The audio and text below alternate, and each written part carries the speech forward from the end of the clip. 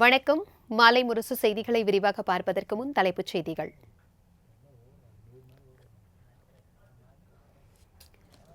அறிவியல் வழியே முன்னேற்றத்திற்கான வழி என பள்ளி தலைமை ஆசிரியர்களுக்கு முதலமைச்சர் மு.க.ஸ்டாலின் அறிவுறுத்தல். மாணவர்களுக்கு அறிவியல் பூர்வமான சிந்தனைகளை வளர்த்தெடுக்க வேண்டியது அவசியம் எனவும் வலியுறுத்தல்.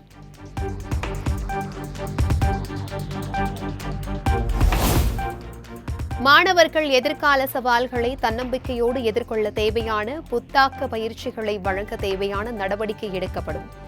அறநெறி சார்ந்து வாழ்தல், சமூக மேம்பாட்டிற்கான கருத்துக்கள் தான் மாணவர்களின் நெஞ்சங்களில் விதைக்கப்பட வேண்டும் எனவும் முதலமைச்சர் உத்தரவு.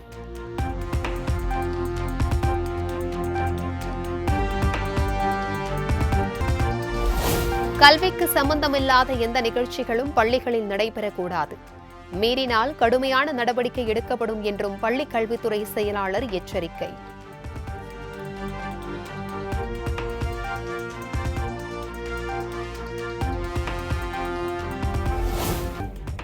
அரசு பள்ளிகளில் ஆன்மீக நிகழ்ச்சி நடத்தியதற்கு காரணமானவர்கள் மீது நடவடிக்கை எடுக்கப்படும். சென்னையில் பள்ளிக்கல்வித்துறை அமைச்சர் அன்பில் மகேஷ் பொய்யாமொழி உறுதி. துறைக்கும் இருக்கின்றது. இனி இது வராத விஷயத்தில் நாங்கள் இப்ப எடுக்க போற ஆக்ஷன் ஒட்டுமொத்தமாக தமிழ்நாடு முழுவதும் எல்லாத்துக்குமே இது மிகப்பெரிய ஒரு பாடமாக இருக்கும் என்பதை நான் தெரிவிச்சுக்கிறேன்.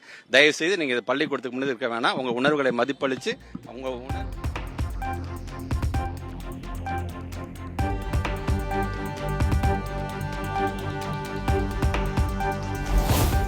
பிற்போக்கு உடைய சிந்தனை கருத்துக்களை யாராவது கூறினால் எதிர்த்து கேள்வி கேட்க வேண்டும். பள்ளியில் மாணவர்கள் உணர்ச்சி பெருக்கோடு இருக்கக்கூடாது எனவும் அமைச்சர் அன்பில் மகேஷ் பொய்யாமொழி அறிவுறுத்தல். குறிப்பாக நான் பார்க்கின்றேன், வருகை தந்திருக்கின்ற மாணவ செல்வங்கள், நீங்கள் பகுத்தறிந்து பார்த்து படிக்க பழக்கிட்டுக் கொள்ளுங்கள். நீங்கள் உங்களுக்கு யார் என்ன கருத்து சொன்னாலும் அது சரியா அது தவறா என்பதை உணரக்கூட பிள்ளைகளாக நீங்கள் இருக்க வேண்டும். அதிகப்படியாக மார்க் வாங்குறதுனால மட்டும் நீ புத்திசாலி என்பது கிடையாது. நல்லது கெட்டது எதுன்னு தெரிஞ்சு நான் முடிவு எடுக்கிறேன். பாத்தீங்களா,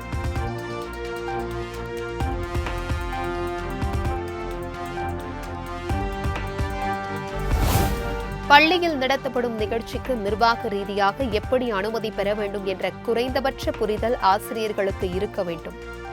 தவறு செய்தது யாராக இருந்தாலும் தப்பிக்க முடியாது. கடுமையான தண்டனை உண்டு எனவும் அமைச்சர் அன்பில் மகேஷ் பொய்யாமொழி எச்சரிக்கை.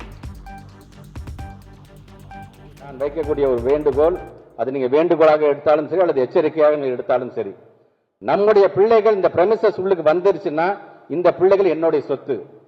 இந்த இடம், இந்த வளாகம் என்பது என்னுடைய சொத்து. இங்க யார் வரணும் யார் வரக்கூடாது, எப்படிப்பட்ட அறிவு சார்ந்தவர்களை அழைத்து வர வேண்டும் என்கின்ற அந்த அறிவை நாம் பயன்படுத்தி கொண்டு அவர்களை அழைக்க வேண்டும். பெரிய ஒரு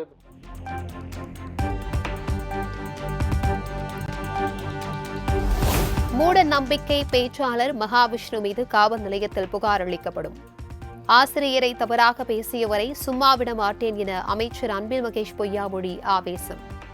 கண்டிப்பாக அவர் மீது, அந்த மகாவிஷ்ணு என்று சொல்லக்கூடிய அந்த நபர் மீது கண்டிப்பாக உரிய நடவடிக்கை எடுக்க வேண்டும் என்பதுதான் துறை அமைச்சர். ஏன்னா இது ஏன் பிரமிசஸ், ஏன் ஏரியாவுக்கு நீ பேசி போயிருக்க, நீ என்னோட ஆசிரியரை நீ எந்த அவமானப்படுத்திட்டு போயிருக்கிற. அதனால ஒன்றை நான் அவ்வளவு சீக்கிரம் நான் சும்மா விட மாட்டேன் என்பதை இந்த நேரத்தில் அர்த்தம் திட்டமாக தெரிவித்துள்ளேன்.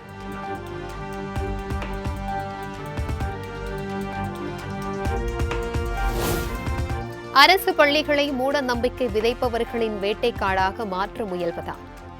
சென்னை அசோக் நகர் பள்ளியில் தவறு செய்தவர்கள் யாராக இருந்தாலும் கடுமையான நடவடிக்கை எடுக்க வேண்டும் என பாமக நிறுவனர் ராமதாஸ் வலியுறுத்தல்.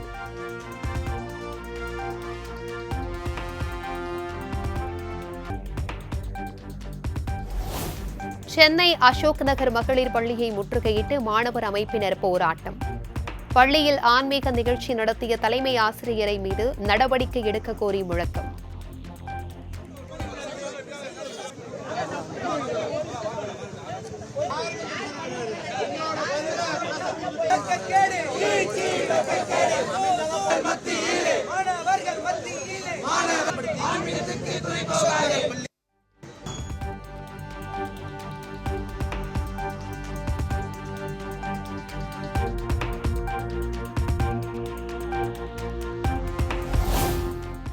சிகாகோவில் லிங்கன் நிறுவனத்துடன் தமிழ்நாடு அரசு ரூபாய் 500 கோடிக்கு முதலமைச்சர் மு.க.ஸ்டாலின் முன்னிலையில் ஒப்பந்தம் கையெழுத்தானது.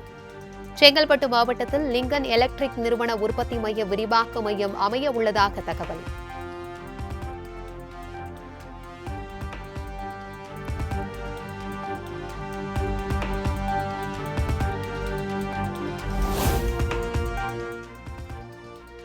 விஷய் பிரிவிஷன் நிறுவனத்துடன் ரூபாய் 100 கோடிக்கும் விஸ்டியன் நிறுவனத்துடன் ரூபாய் 250 கோடிக்கும் தமிழ்நாடு அரசு புரிந்துணர்வு ஒப்பந்தம். ஒரே நாளில் 850 கோடி ரூபாய் முதலீட்டுக்கான ஒப்பந்தம் முதலமைச்சர் மு.க.ஸ்டாலின் முன்னிலையில் கையெழுத்தானது.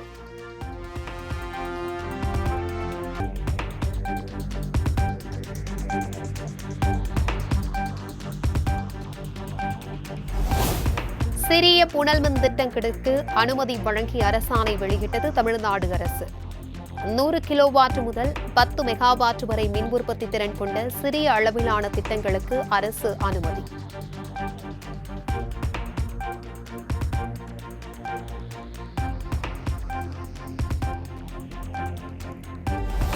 விநாயக சதுர்த்தியை முன்னிட்டு கோயம்பேடு சந்தையில் பூ பழங்கள் விற்பனை அமோகம்.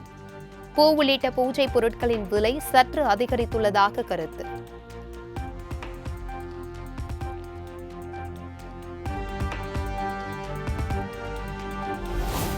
விநாயக சிலைகளை கரைக்க கட்டணம் நிர்ணயிக்க தமிழ்நாடு மாசு கட்டுப்பாட்டு வாரியம் மறுப்பு. சிலைகளை கரைப்பது மக்களின் வழிபாட்டு உரிமை, உணர்வு சம்பந்தப்பட்டது என பசுமை தீர்ப்பாயத்தில் பதில்.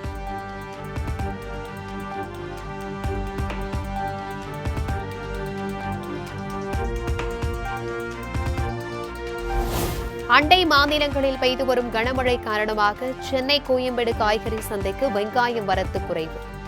வெங்காயம் விலை கிடுகிடுவென உயர்ந்து 60 ரூபாய்க்கு விற்பனை செய்யப்படுவதால் மக்கள் கவலை.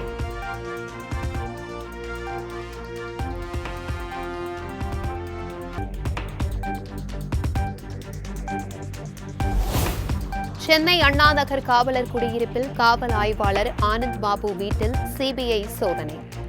சிவில் வழக்கில் தலையிட்டதால் நீதிமன்ற உத்தரவை அடுத்து சிபிஐ அதிகாரிகள் நடவடிக்கை.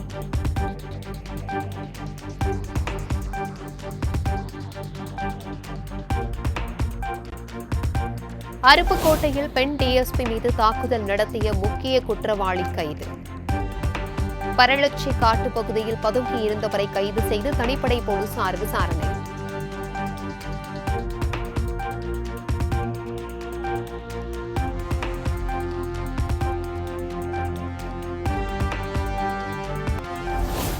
சென்னையில் ஆபரண தங்கத்தின் விலை சவரனிற்கு 400 ரூபாய் உயர்ந்து 53,760 ரூபாய்க்கு விற்பனை. 1 கிராம் தங்கம் 6,720 ரூபாய்க்கு விற்பனையாகிறது.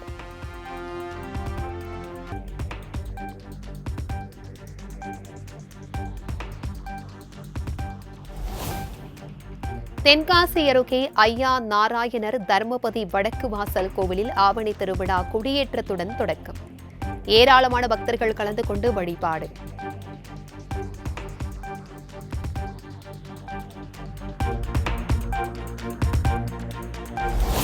தமிழ்நாடு முழுவதும் பல்வேறு கோவில்களில் விமர்சையாக நடைபெற்ற குடமுழுக்கு விழா. ஏராளமான பக்தர்கள் கலந்து கொண்டு சுவாமி தரிசனம்.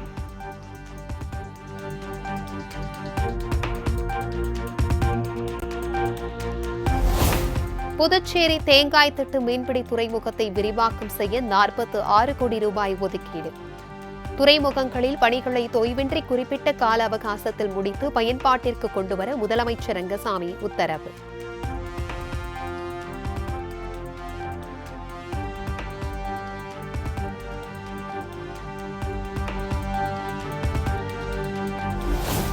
ஜம்மு காஷ்மீரில் நடைபெறவுள்ள 2ஆம் கட்ட தேர்தலுக்கான வேட்புமனு தாக்கல் நிறைவு. 26 சட்டமன்ற தொகுதிகளில் போட்டியிட 300க்கும் மேற்பட்டோர் வேட்புமனு தாக்கல் செய்துள்ளதாக தேர்தல் ஆணையம் தகவல்.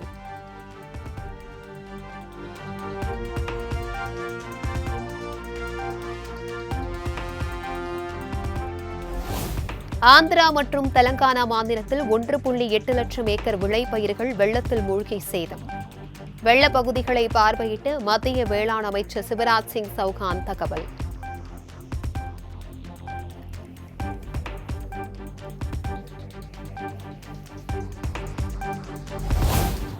சுவாச பிரச்சினை காரணமாக கடந்த சில நாட்களாக டெல்லி எய்ம்ஸ் மருத்துவமனையில் சிகிச்சை பெற்று வரும் சீதாராம் யெச்சூரி உடல்நிலை மிகவும் மோசமானதை அடுத்து செயற்கை சுவாசத்தின் உதவியுடன் சிகிச்சை அளித்து வருவதாக மருத்துவர்கள் தகவல்.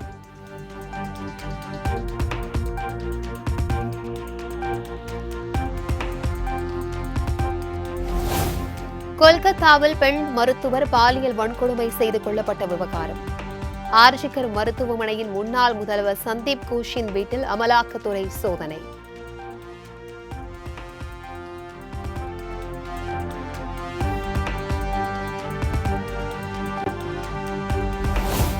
இந்தியாவில் சாலைகளில் விதிமீறல் தொடர்ந்து கொண்டுதான் இருக்கிறது என மத்திய அமைச்சர் நிதின் கட்கரி குற்றச்சாட்டு. 2022ஆம் ஆண்டு மட்டும் தலைக்கவசம் அணியாமல் இருசக்கர வாகனம் ஓட்டியவர்கள் விபத்தில் சிக்கி 50,000 பேர் உயிரிழந்துள்ளதாக தகவல்.